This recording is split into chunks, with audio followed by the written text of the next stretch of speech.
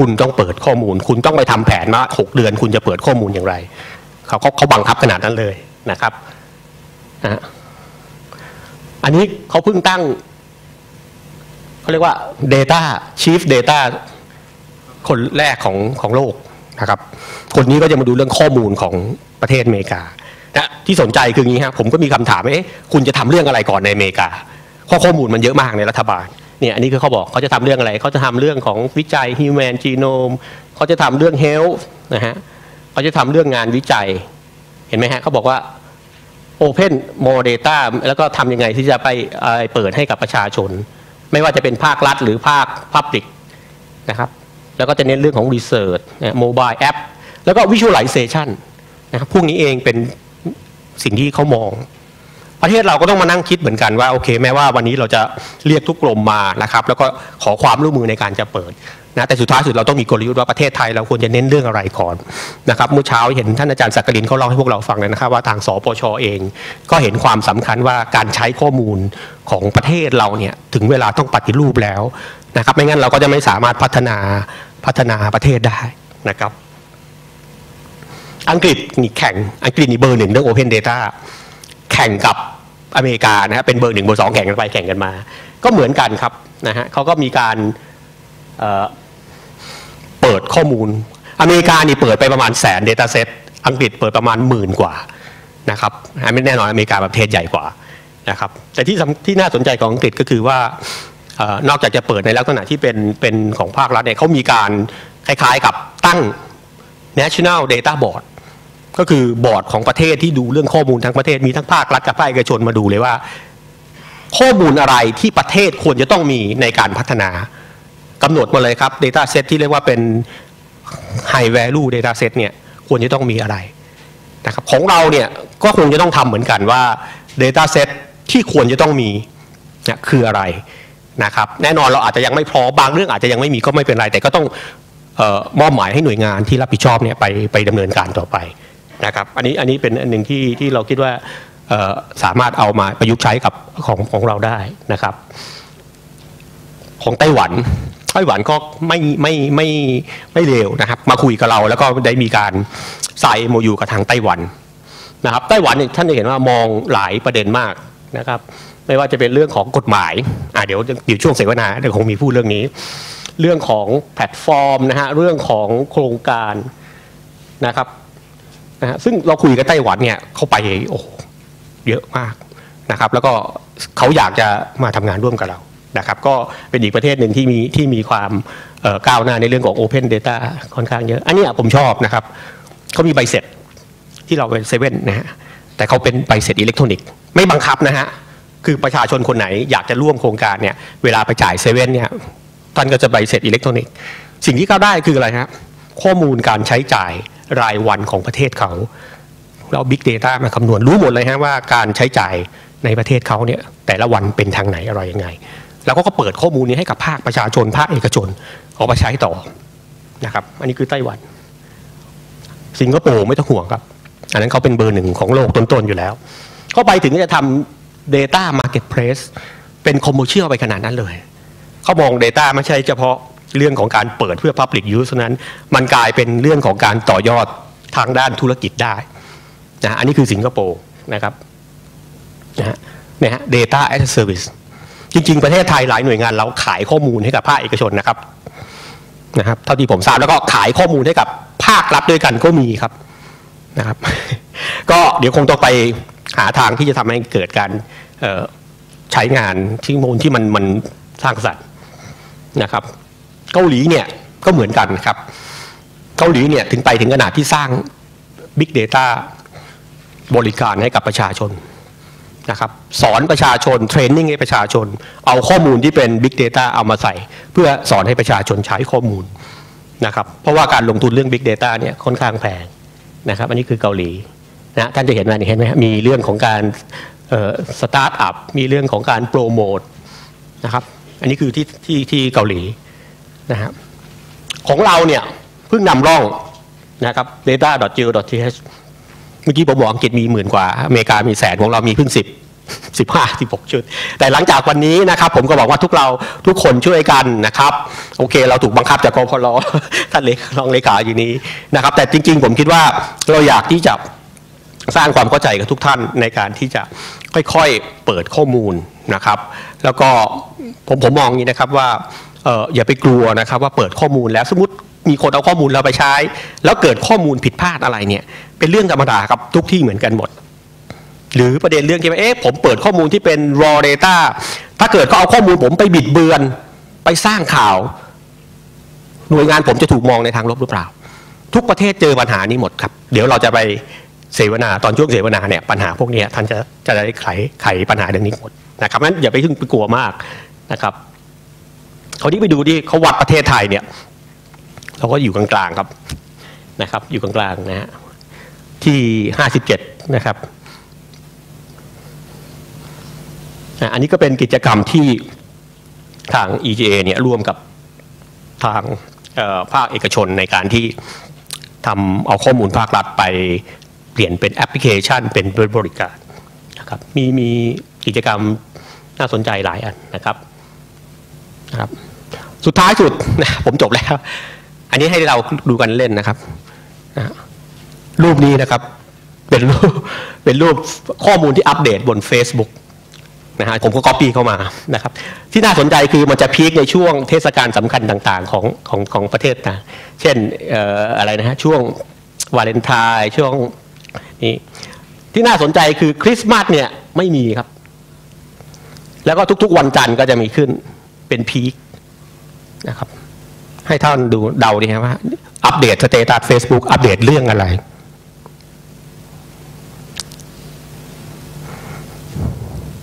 รูปสุดท้ายแล้วผมดูได้ผมก็ดูไม่ออกเหมือนกันนะเอาเฉลยแล้วกันนะครับเขาอัปเดตเรื่องการบอกเลิกกันนะถามว่าทำไมคริสต์มาสไม่มีเพราะมันโหดร้ายเกินไปนะครับคนที่ทำเนี่ยนะฮะเป็นคนอังกฤษนะครับเว็บไซต์ Information is beautiful ลองเข้าไปดูได้ครับเขามีความสามารถที่จะเอาข้อมูลเนี่ยมาทำ visualization แล้ววิเคราะห์ออกมาในรูปแบบนี้ให้ได้ครับผมหวังว่าเราเปิดข้อมูลเยอะๆจะมีคนไทยเอาข้อมูลจากพวกเราเนี่ยแล้วทำแบบนี้เกิดมุมมองอะไรใหม่ๆขึ้นเกิดนวัตกรรมแล้วผมเชื่อว่าคนไทยเราเก่งไม่แพ้ชาติอื่นในเรื่องของความคิดสร้างสรรค์นะครับสุดท้ายสุดก็คงจะจบตรงนี้นะครับว่าเราบอกว่าต่อไป information เป็นเรื่องสำคัญอันนี้ความคิดอันนี้ผมพูดเองนะผมคิดว่า data เนี่ยผมว่ามันน่าสนใจกว่า information แล้วถามว่าทำไมเพราะตอนนี้เรามีเครื่องไม้เครื่องมือนะฮะที่ท่านจะเอาข้อมูลที่เป็น raw data เนี่ยมาผสมนั้นผสมนี้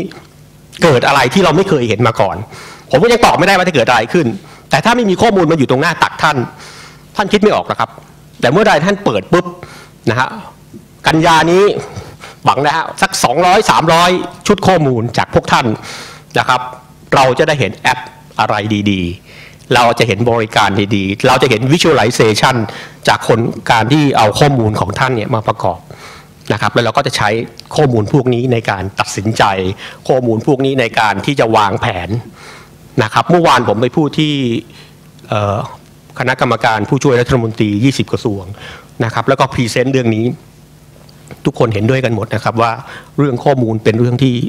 จำเป็นนะครับในการที่จะวางแผนนะครับตัดสินใจผลักดันนโยบายนะครับก็ขอบคุณอีกครั้งหนึ่งที่เสียสละเวลามาในงานวันนี้นะครับแล้วก็ทาง EJ เองเราก็ช่วยท่านนะครับทุกเรื่องนะครับในการที่จะทำให้ท่านเนี่ยนะครับเอาข้อมูลมาเปิดตรงตามสิ่งที่ผมคิดว่าเป็นเรื่องที่ประเทศไทยต้องทำแล้วนะครับเราอยากจะใช้ข้อมูลในการตัดสินใจในการทำงานนะครับเหมือนที่ท่านนายกบอกฮะคนไทยชอบใช้ความรู้สึกเราก็เปลี่ยนนะฮะ mindset ว่าต้องเอาข้อมูลมาใช้ในการตัดสินใจนะครับก็ขอบคุณทุกท่านอีกครั้งหนึ่งนะครับแล้วก็เดี๋ยวส่งต่อให้กับทางน้องนะครับนะฮะหวังว่าวันนี้คงจะได้ประโยชน์ไม่มากก็น้อยในช่วงเวิร์กช็อปนะครับแล้วเราก็จะได้ร่วมมือกันนะครับในการที่จะเปิดข้อมูลในการทำงานของเราต่อไปครับขอบคุณมากครับ ครับขอบคุณดร.ศักดิ์เสกขุนทศนะครับผู้อำนวยการสำนักงานรัฐบาลอิเล็กทรอนิกส์องค์การมหาชนนะครับเดี๋ยวท่านยังอยู่กับเราอีกในช่วงหลังเบรกนะครับก็จะเป็นการเสวนานะครับที่จะมาแชร์ success story โดยมีตัวแทนจากหน่วยงานต่างๆเข้ามาร่วมนะครับในการเสวนาครั้งนี้ด้วยก็เดี๋ยวติดตามช่วงหลังเบรกแต่ตอนนี้นะครับเดี๋ยวเวลาอาจจะล่วงเลยมาสักนิดหนึ่งนะครับเราจะพักเบรกกัน15นาทีนะครับ15นาทีอาหารชาขนมชากาแฟอาหารว่างนะท่านเข้าสู่ช่วงที่2นะครับของงานสัมมนา EGA Open Government Data Conference 2015นะครับเวลาอาจจะเร่งรัดนิดนึงนะฮะก็วันนี้เนื้อหาค่อนข้างเยอะนะครับอย่างที่ท่านดร.ศักดิ์นะครับได้กล่าวไปในช่วงท้ายๆนะครับว่าในเรื่องของ Open Data นะครับต่างประเทศอย่างเช่นไต้หวันอังกฤษหรือสหรัฐอเมริกาเนี่ยได้ดำเนินเรื่องนี้นะครับอย่างจริงจังมาก่อนหน้าเราหลายปีอยู่นะครับเพราะฉะนั้นในหัวข้อถัดไปนะครับเราจะมีตัวอย่างนะครับจากทางหน่วยงานหนึ่งของสหรัฐอเมริกานะครับซึ่งก็คือ USAID นะครับที่จะมาแชร์ถึงมุมมองต่างๆในเรื่องของ Open Dataงั้นผมขออนุญาตเรียนเชิญ keynote speaker ท่านนี้เลยนะครับ Ladies and gentlemen, please welcome Director Program Office of United States Agency for International Development, Mr. Robert Birkenes.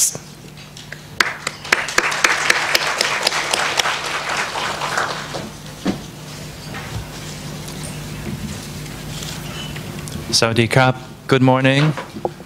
I'm Robert Birkenes, the Program Officer with U.S. Agency for International Development, or USAID.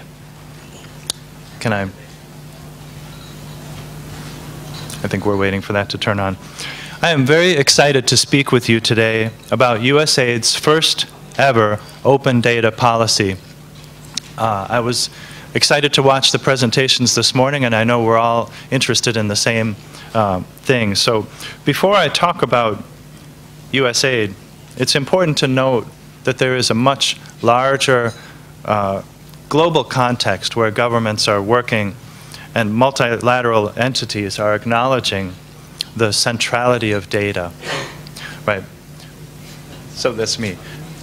I just wanted to show you the global context. There are many different advisory groups and organizations that are all focusing on open data and transparency. And this is in the post-2015 development agenda. One example is the Data Revolution Advisory Group that the UN Secretary General appointed back in August 2014, so just about a year ago, to propose ways to improve data for achieving and monitoring sustainable development. That's the area in which USAID works. So at the fourth high-level Forum on Aid Effectiveness in South Korea, in Busan, in 2011, the United States announced that it had joined the International Aid Transparency Initiative, which aims to improve foreign assistance transparency through a common data reporting standard. And on the screen in the blue, you can see the website foreignassistance.gov. USAID, my agency, helps to manage that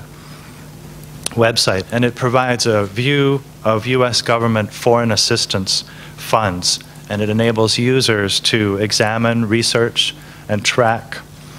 aid investments in a standard and easy-to-understand format. And finally, I would mention that the United States is a member of the Open Government Partnership, which is a consortium of over 60 countries committed to making their governments more open, accountable, and responsive to citizens. So the message is that open data is becoming the norm. It's becoming the regular way of business, not just for the United States, not just for Thailand, but around the world. And we, the United States, and governments around the world are acknowledging that openness with our data, engagement with citizens, leads to better services, economic growth, innovative solutions to complex problems. and improved management of public resources. These are all themes that we've been discussing already this morning, but I wanted just to say that we agree. We're on the same page. Now, there's a face that's familiar. We already saw the same reference this morning. I think the director of EGA just mentioned President Barack Obama. The very first thing he signed when he entered office was the executive order, the Memorandum on Transparency and Open Government. So that was on January 2009. More recently, though, and the one at the bottom is referring to that, he signed an executive order that makes U.S. government data open by default, which means that all U.S. government data is open to be shared with the public, except when there are privacy issues or security issues. So USAID's efforts to promote open data are backed by a broader commitment that we have from our president. And while open data is fueling small business growth in America, it is also helping to promote entrepreneurship in developing countries, which I will discuss in a moment. So what is USAID? What is the U.S. Agency for International Development? We are the lead U.S. government agency that works to end extreme poverty and enable democratic societies to realize their potential. In order to do that, we work with a wide variety of partners including academia, universities, nonprofit organizations, private enterprises, governments. We work in approximately 85 countries worldwide. And here in Asia, our regional development mission for Asia helps communities adapt to changing environment, mitigate the negative impacts of global climate change. We help health systems improving health systems that are vital to controlling the spread of infectious diseases. We empower vulnerable citizens, vulnerable populations, and we enhance regional integration, fostering inclusive economic growth in Southeast Asia, working with ASEAN and APEC. So we have a very regional focus in those different areas. Very complex problems, and that's one reason why open data is important to us. So why? Why does USAID believe that open data is so important? The first reason is our mission statement. If you remember from the previous slide, we said it begins with the phrase, "We partner." Our emphasis on partnership stems from the fact that we recognize we don't have all the answers. We need to collaborate, learn, and adapt if we are to improve development outcomes on those serious challenges. And we cannot do this without sharing our data. We cannot succeed without our partners involved. Many of the countries where we work also recognize the benefit of open data as members of the Open Government Partnership. Sharing our data helps advance this shared interest. Private sector studies estimate that the economic value of open data is in the trillions of dollars. It simply makes sense for all of us to be part of the data revolution, as it's called. And USAID's evaluation policy from about 4 years ago was very forward-looking in this way. It was before President Obama signed the executive order, but we required that all evaluation data is stored in a central database. So for us, evaluation data is anytime we evaluate a development project to see why it succeeded, why some parts didn't succeed, what did we learn, those are all stored centrally. They're online, they're available to the public. So our open data policy makes this a reality by establishing the Development Data Library. And I'll show you a screenshot in a moment. And the final reason Why do we believe open data is important? It is a requirement for us. As I said before, all U.S. government data is open by default, according to that executive order in 2013, only with the exceptions of privacy and security. So this is our new way of doing business. What's the value? Is open data really that valuable? I mentioned a number, a figure, that there is a dollar value that we would put on open data. But if you think about the weather applications on your phone, your smartphone, or the online maps that you use, probably on a weekly basis, these are largely powered by US government data, which are now not only fueling an industry valued in the tens of billions of dollars per year, but they also help people and organizations make better decisions every day. So that's kind of in the realm of normal life, thinking about maps, thinking about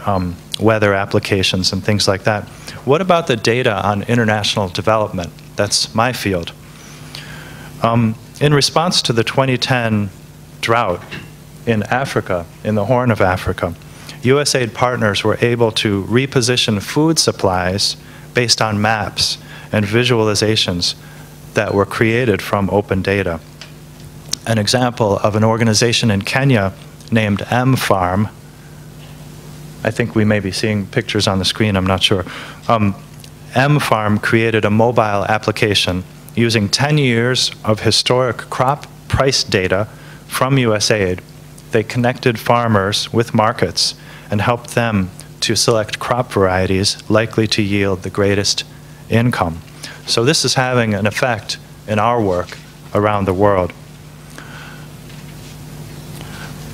I think we saw this morning from some of the examples, some of the excitement that we all share. You here in Thailand have an amazing opportunity to be part of this next wave of innovation. And we encourage you to think about the innovative potential that we can unleash when we allow entrepreneurs, regular citizens, to begin working with our data. And we, the US government, value our partnership with Thailand and look forward to working together to make that vision a reality. Just wanted to give you an example. I think my topic is a case study. I'm glad it's not called a success story because this is still a work in progress for us. But I'm moving towards, I'll show you something about a hackathon in a moment. This slide is just to give you an idea. When we talk about open data, this is a collection point for us. It looks like a solar panel, and it probably has some kind of temperature monitors and uploading to the internet with somebody's there on a laptop checking it out. Sometimes for us it's relatively simple stations like that that are collecting data around the world. So to talk a little bit about our case study, moving from policy to practice. USAID recently hosted our first-of-a-kind open data hackathon, which focused on crime and violence in Latin America and the Caribbean. The event attracted over 100 participants from 50 organizations worldwide. And like most people, you probably think the word hacking is a bad thing. You might think about stories of computer programmers doing something bad. But for us, hackathons are a good thing, and I think you've used the same word this morning. I think that's pretty much known in this audience. Hackathons are usually a good thing. They were developed by computer programmers 15 years ago, and they typically define a challenge and ask participants to use data and computer technology to compete in designing the best product, the prototype, or visualization, or insight in a short period of time. So for us, as I mentioned, we chose to focus on Central America and Mexico,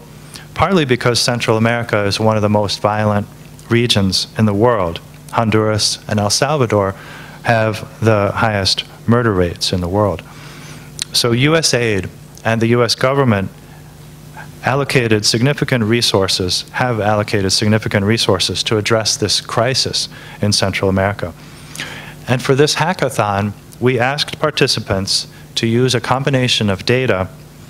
to get a more comprehensive picture of the citizen security dynamics on the ground in Central Asia. So these hackers, they used public opinion data, data available from host governments in the region, and data from social media, mapping tools, etc. And I think what we have on the screen is the visual that was made from the hackathon's winning team, which created simple but compelling visualizations of perceptions of crime and violence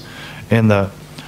Northern Triangle using data sets from the Latin American Public Opinion Project. So it's one example of a hackathon that USAID promoted in a different region of the world. But this is increasingly a way that we like to do business. We bring in outsiders, we share our data, and we come up with new solutions. Just to show you an example, this is kind of a screenshot of how USAID engages with partners. How do we share data? How can people submit data to us? That is from different countries in which we work. So our website is usaid.gov, and then the place where we go for sharing data is /data, as it is noted on the screen.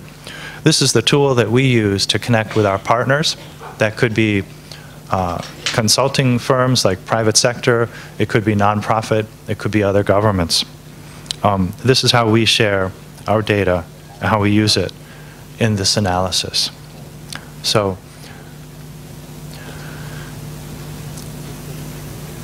that is what I wanted to present. I wanted to also put out an invitation to collaborate with us. There's some information there from Washington. USAID's headquarters is in Washington, D.C. in the USA. We have an office here. At the very bottom is my email address. If you have any questions or are interested in learning more, please contact me. And the addresses above are for USAID Washington. Those are the experts on open data. So, thank you very much.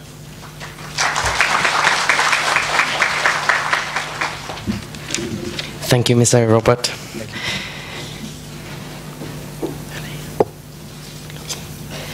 เอาละครับก็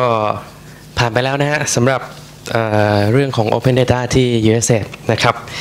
เดี๋ยวช่วงต่อไปนะครับขออนุญาตจัดเวทีสักครู่หนึ่งนะครับเพื่อเข้าสู่ช่วงก็พร้อมแล้วนะครับถ้าอย่างนั้นผมขออนุญาตเรียนเชิญนะครับโมเดเลเตอร์ของเราก่อนนะครับท่านเป็นผู้อำนวยการสำนักงานรัฐบาลอิเล็กทรอนิกส์องค์การมหาชนขอเสียงปรบมือต้อนรับดร.ศักดิ์ เสกขุนทศครับครับท่านต่อไปนะครับท่านต่อไปท่านเป็นผู้อำนวยการศูนย์เทคโนโลยีสารสนเทศจากกรมสรรพสามิตครับขอเรียนเชิญผอ.อุตสามารถร่วมใจครับ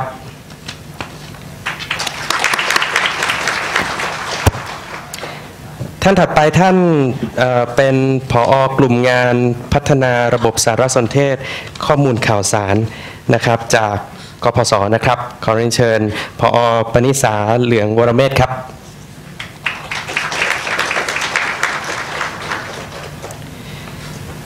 ท่านถัดไปนะครับท่านเป็นผอ.ส่วนยุทธศาสตร์สารสนเทศและการสื่อสารนะครับขอเรียนเชิญคุณทองศิลป์สัตยพันธ์ครับ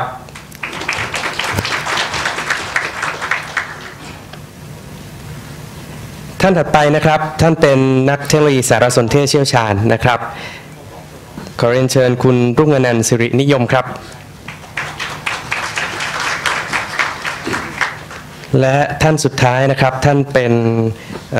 นักวิจัยนะครับจากทางสวทช.ครับขอเรียนเชิญดร.มารุตบูรณรัตน์ครับ งั้นผมขออนุญาตส่งมอบหน้าที่ต่อให้ดร.ศักดิ์ขอบคุณครับได้ครับขอบคุณมากครับก็ที่เราเชิญทางผู้เข้าร่วมเสวนาวันนี้นะครับก็เป็นคนที่ผมคิดว่าน่าจะตอบโจทย์หลายๆโจทย์ที่ทุกท่านมีคำถามในใจตั้งแต่ตอนเช้ามานะครับไม่ว่าจะเป็นเรื่องของ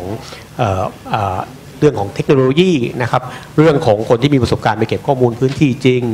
นะครับเรื่องของการทำอย่างไรที่การบริหารจัดการข้อมูลในกรมมีที่มาที่ไปยังไงแล้วก็มีเรื่องของกฎหมายกฎระเบียบตรงนี้ด้วยนะครับผมคงขอเริ่มก่อนง่ายๆแล้วกันนะครับจากทางท่านผอ.อุตสาหมาศร่วมใจจากกรมสรรพสามิตนะครับคือกรมนี้เนี่ยน่าสนใจมากครับคืออาทิตย์ที่แล้วเนี่ยนะฮะท่านเชิญผมไปพูดนะครับผมก็นึกว่าเป็นสัมมนาเรื่องอะไรนะเดี๋ยวลองฟังจากท่านผอ.นะครับว่าที่กรมทำเรื่องข้อมูลเนี่ยมีความเป็นมาอย่างไรทำไมอยู่ดีๆท่านอธิบดีลุกขึ้นมาสั่งเองเลยว่าสัมปทานมิตรจะต้องปฏิรูปข้อมูลทั้งกรมเดี๋ยวเชิญทางผอ.ครับค่ะก่อนอื่นต้องขอกล่าวสวัสดีผู้เข้าร่วมสัมมนาทุกท่านนะคะอย่างที่ท่านดร.ศักดิ์ว่านะคะว่าอยู่ๆท่านได้รับเชิญจริงๆอยากจะถามท่านก่อนค่ะว่าท่านรู้จักสัมปทานมิตรไหมคะ ท่านพอทราบไหมคะว่าสัมปทานมิตรเราทำหน้าที่อะไรรู้ว่าจะเก็บภาษีครับ ทุกท่านในที่นี้ใครรู้จักกรมสรรพสามิตบ้างคะช่วยยกมือหน่อยโอ้รู้จักหลายท่านติดต่อกับสัมปทานมิตรเรื่องอะไรคะเนี่ยไม่ทราบหรือรถคันแรกใช่คิดว่าหลายๆท่านในที่นี้นะรู้จักสัมปทานมิตรจากรถยนต์คันแรกนะคะซึ่งสัมปทานมิตรเองตอนทำรถคันแรกก็ยังงงเป็นหน้าที่สัมปทานมิตรตรงไหนนะคอยคืนภาษีรถยนต์คันแรกนะคะทีนี้ในส่วนของที่สัมปทานมิตรนะคะท่านก็จะพอทราบว่าเราเก็บภาษีอะไรนะคะภาษีจากประเภทอะไรนะคะทำลายสุขภาพนะภาษีอะไรบ้างคะที่ทำลายสุขภาพเราเหล้าบุหรี่นะคะซึ่งเป็นทำให้เกิดความเสื่อมต่อสุขภาพร่างกายนอกจากนั้นนะคะเราเก็บอะไร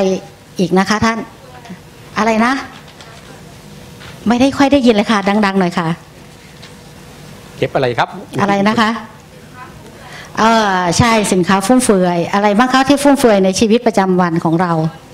รถยนต์นะคะแล้วอะไรคะที่เราเรียกว่า luxury tax นะคะนอกจากรถยนต์นะคะรถยนต์พวกที่ไม่มีความจำเป็นต่อในชีวิตประจำวันเราด้วยเครื่องดื่มน้ำอัดลมน้ำโซดาพวกนี้เราเก็บหมดนะคะสัมปทานมิตรเก็บหมดนะคะนอกจากนั้นเราก็ยังเก็บภาษีอื่นๆอีกที่เป็นรายได้ของรัฐอันมหาศาลนะคะภาษีน้ำมันอย่างนี้เป็นต้นนะคะภาษีหลักๆที่กรมสรรพสามิตเราจัดเก็บนะคะก็ประกอบไปด้วย5สินค้าใหญ่ๆเลยนะที่เอามาพัฒนาประเทศนะคือน้ำมันรถยนต์นะคะสุราเบียร์เครื่องดื่มและก็ยาสูบนะคะ5ตัวหลักๆตรงนี้เนี่ยเป็นสินค้าที่ตั้งแต่ทำลายสุขภาพฟุ่มเฟือยนะคะแล้วก็ทำลายสิ่งแวดล้อมด้วยซึ่งก็ตรงกับหลักในการจัดเก็บภาษีสัมปทานมิตรนะทีนี้ที่มาที่ไปในการปฏิรูปข้อมูลของกรมสรรพสามิตนะคะสิ่งแรกเลยนะคะที่เกิดขึ้นก่อนนะคะท่านอาจารย์ก็คือว่ากรมสรรพสามิตเองเราใช้ IT มาพัฒนานะระบบงานต่างๆในกรมเนี่ยมากกว่า20ปีนะคะซึ่งโดยส่วนตัวของตัวดิฉันเองนะคะก็อยู่ในสายงาน IT มาโดยตลอดนะก็จะเจอสภาพปัญหาที่ได้รับรู้รับฟังจากผู้ใช้นะคะท่านเคยบ่นไหมคะเวลาท่านบ่นกับ IT เข้าใจว่าพวกเรามาจากสาย IT กันใช่ไหมคะมาจาก IT กันเนาะคะอยากได้อินเตอร์แอคทีฟจะได้ไม่เครียดนะจะได้ไม่ต้องเครียดนะถ้าเรามาจากสาย IT นะคะสิ่งที่เราเจอยูเซอร์บ่นแน่ๆเลยเอาอะไรมาให้ทำอย่างที่ท่านดร.ศักดิ์ว่าเพิ่มงานหรือเปล่าพอเริ่มให้ใช้นะเริ่มติดใจทำไมไม่มี IT มาช่วยจะได้สบายขึ้นพอใช้ไปสักพักหนึ่งนะคะก็เริ่มมีอะไรใหม่ๆใน IT มาให้ใช้เช่นการเล่นอินเทอร์เน็ตนะคะการส่งเมลการใช้ต่างๆ Facebook อะไรต่างๆเอาเริ่มบ่นละทำไมถึงช้า ซึ่งตรงนี้เราจะเจอปัญหาอย่างเงี้ยทุกวันนะคะทุกสัมมนาของส่วนราชการสิ่งที่เวลาให้ผู้ใช้พูดถึง IT นะคะก็มีอยู่ไม่กี่ประเด็นนะคะทำไมช้าจังเลยออกเน็ตช้ามากนะคะระบบงานทำไมให้คีย์อะไรเยอะแยะเต็มไปหมดนะคะแล้วข้อมูลน่ะนะเหมือนที่ดร.ศักดิ์ว่านะคะส่งมาแล้วเอาไปใช้ทำอะไรนะนั่นคือสิ่งที่วนเวียนอยู่กับตัวเองมาก็หลายสิบปีนะคะและด้วยการที่เราอยู่ตรงนี้นะคะอาจารย์เนื่องจากว่าพอมีคำบ่นคำกล่าวต่างๆเราก็เริ่มสงสัยข้อมูลเราละข้อมูลที่คีย์มาไปทำอะไรได้บ้างใช้ประโยชน์สูงสุดไหมนะคะคนคีย์ก็ทำหน้าที่คีย์คนใช้ก็ขอไปเรื่อยๆขอใหม่ไปเรื่อยๆจนหาจุดศูนย์กลางไว้ได้เลยว่าจริงๆแล้วเนี่ยควรมาหาจุด Data ที่อยู่ที่ไหนที่เป็น Data ที่มีประโยชน์นะคะจากส่วนที่พื้นฐานที่ปัญหาที่เกิดขึ้นในองค์กรเราก่อนนั่นแหละค่ะทำให้เราต้องลุกขึ้นมาปฏิรูปองค์กรนะคะพอเราลุกขึ้นมาปฏิรูปจริงๆแล้วข้อที่จริงแล้วเริ่มต้นเราก็ยังไม่ค่อยเข้าใจนะคะว่าเราจะทำยังไงเพราะองค์กรใหญ่ขนาดนี้เรามีหน่วยงานทั่วประเทศท่านทราบนะคะเรามีสรรพสามิตทั่วประเทศคอยให้ท่านต่อใบอนุญาตสุรายาสูบอะไรต่างๆนะคะเราจะทำยังไงดีเพื่อให้ข้อมูลของเรามีมาตรฐานนะคะทุกครั้งเนื่องจากว่าโดยส่วนตัวเองอยู่ที่ไอทีมาโดยตลอดก็จะได้สัมผัสระดับท่านผู้บริหารทุกยุคทุกสมัยมากี่ครั้งเราก็จะได้มีเสียงบ่นเสียงอะไรต่างๆเช่นอยากได้ข้อมูลทำไมไม่ได้ทำไมจะเข้าดูตรงนั้นตรงนี้ไม่ได้นะคะเราก็เลยได้มีการปรึกษากับอาจารย์ที่ปรึกษานะคะไม่ใช่ว่าสรรพสามิตอยู่ๆจะลุกขึ้นมาทำได้ด้วยตัวเองนะคะเราก็ต้องมีอาจารย์ที่ปรึกษาที่เป็นผู้รู้ผู้ชำนาญก็ได้มีการเชิญนะคะตั้งแต่ท่านดร.วิราชวูวงศ์นะคะซึ่งท่านก็ได้มาสัมผัสกับสรรพสามิตตั้งแต่สมัยก่อนนู้นตั้งนานมาแล้วเป็น10 ปีโดยเป็นนโยบายท่านอธิบดีต้องขออนุญาตเอ่ยนามท่านสถิตท่านก็บอกว่าอาจารย์เข้ามาที่กรมลืมทุกอย่างหมดเลยนะสร้างฟอร์มใหม่ให้หน่อยทำไมมันเยอะจังเลยนะคะแล้วซึ่งเรื่องนี้เป็นเรื่องที่เป็นปัญหามากฟอร์มเรานะคะท่านรู้ไหมคะเราเก็บภาษีสินค้าต่างๆเนี่ยเรามีกฎหมายถึง7 ฉบับฟอร์มที่ใช้ในกรมมากกว่า100 ฟอร์มผู้ประกอบการจะทำอะไรนะคะหันซ้ายทีก็ยื่นฟอร์มหันขวาทีก็ยื่นฟอร์มนะคะเรากำกับดูแลโรงงานสุรานะคะเรายกตัวอย่างนะคะโรงงานสุราเนี่ยวัตถุดิบเข้าโรงงานวัตถุดิบในการผลิตสุราอะไรนะคะท่านทราบไหมคะกากน้ำตาลอย่างนี้เป็นต้นวัตถุดิบเข้าก็ต้องกรอกบอกแบบฟอร์มบอกนะคะว่าจะมีวัตถุดิบเข้านะมาด้วยรถอะไรบรรทุกยี่ห้ออะไรรถบรรทุกทะเบียนอะไรพอท่านจะเบิกนะคะจะเบิกของเนี่ยไปผลิตก็ต้องกรอกแบบฟอร์มผลิตเสร็จก็ต้องกรอกแบบฟอร์มนี่คือเล่าสเต็ปนะจนกระทั่งได้เหล้ามา1 ยี่ห้อนะคะท่านก็ต้องกรอกแบบฟอร์มจะขนนะคะขนไปถึงร้านยี่ปัวซาปัวอะไรทั้งหลายแหละก็ต้องขอเราก็คุมการขนด้วยเพราะว่าเรื่องนี้เป็นเรื่องที่สำคัญนะคะพูดถึงว่าจริงๆสุรานี่สำคัญนะคะอาจารย์แล้วส่วนหนึ่งก็คือว่าถ้าหากมีการลักลอบนะคะรัฐก็จะสูญเสียรายได้เป็นจำนวนมากนะจากตรงนี้เราก็ได้ทีมอาจารย์วิราชนะคะเข้ามาช่วยกันบูรณาการก่อนข้อมูลให้มันเป็นโครงสร้างนะข้อมูลเรามีหลากหลายมากนะคะเวลาเราดีไซน์ก็ลำบากนะคะดีไซน์ก็เต็มไปหมดเลยก็เริ่มบอกว่าเราอยากได้ข้อมูลที่เป็นโครงสร้างใครจะมาหยิบหรือว่าใครจะมาใช้ข้อมูลชุดนี้ก็สามารถหยิบไปใช้งานได้ก็เลยเกิดโครงการขึ้นมาอันนึงนะคะชื่อที่เราเรียกกันว่าโครงการที่เราจัดทำ Data Taxonomy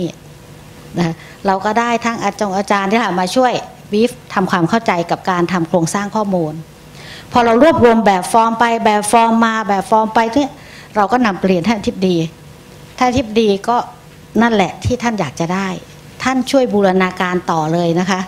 ว่าทำยังไงก็ได้ให้สรรพสามิตลดจำนวนแบบฟอร์มลงใช้แบบฟอร์มร่วมกันได้ไหมไม่ใช่ทุกขั้นตอนทุกสเต็ปนะคะต้องกรอกแบบฟอร์มหมดนะแบบฟอร์มใบอนุญาตท่านทราบไหมเราแบ่งผู้รับอนุญาตสุราออกเป็น7 ประเภทก็7 ใบ 7 แบบฟอร์มนะเวลาจะขออนุญาตทีก็กรอกหลายแบบนะคะนี่คือที่มาที่ไปนะคะ พอที่มาที่ไปตรงนี้ส่วนสำคัญเลยค่ะที่เราจะปฏิรูปองค์กรของเราได้ในการที่จะทำให้ข้อมูลของเราเนี่ยเกิดขึ้นมาอย่างเป็นโครงสร้างนะคะมันคือทุกคนมี Data นะคะ Data ที่จะอยู่ในโครงสร้างที่เป็นมาตรฐานจะอยู่อย่างไรนะสำคัญที่สุดนะคะคนที่บริหารเรื่อง Data ต้องมีทัศนคติก่อนนะทัศนคติที่ดีว่าเราจะทำ Data ของเราให้มีคุณภาพอย่างไรนะมีคนหยิบไปใช้ Data เรานั่นคือความภูมิใจ